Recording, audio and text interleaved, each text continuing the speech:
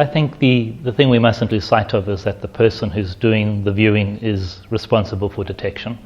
And the more we can provide them with the skills and the abilities, the more likely they are to pick up things.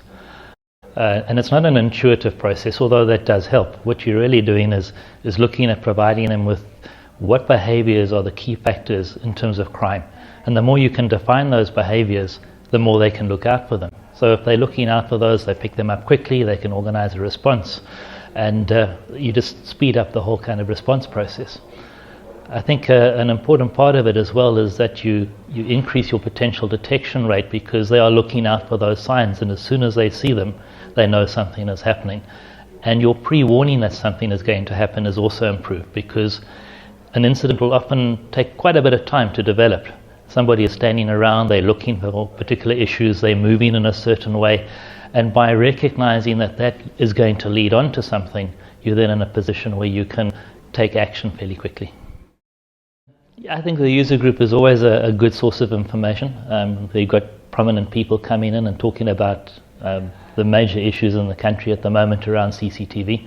So from that point of view, it was very useful seeing the speakers and what they were talking about.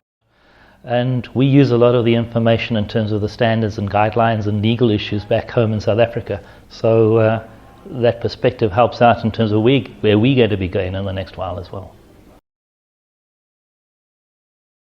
So a lot of it was lessons from the riots, London riots of 2011. I was in charge of all the images for that investigation, and a number of lessons came out of that.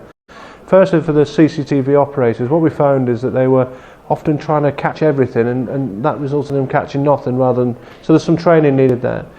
We also found that there's a real emphasis on the training on negativity, really, all around. You can't do this because of data protection, you can't do this because of human rights. And no doubt that training is important, but I think it's also important that the operators are trained on what they need to do. So as the police, we should supply some good examples of that. But the net result is, though, in the riots, over 3/5 of the cases, there's been 5,000 cases, over 3,000 cases are CCTV generated.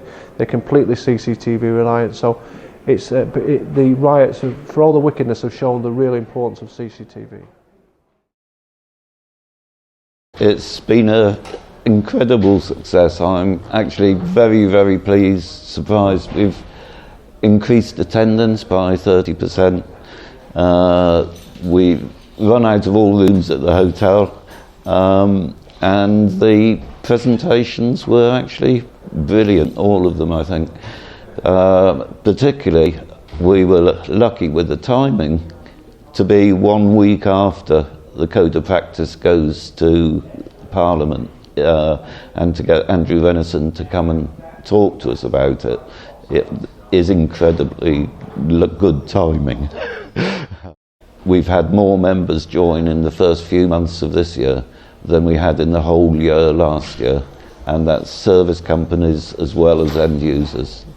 I learned a heck of a lot today, particularly on the technical stuff.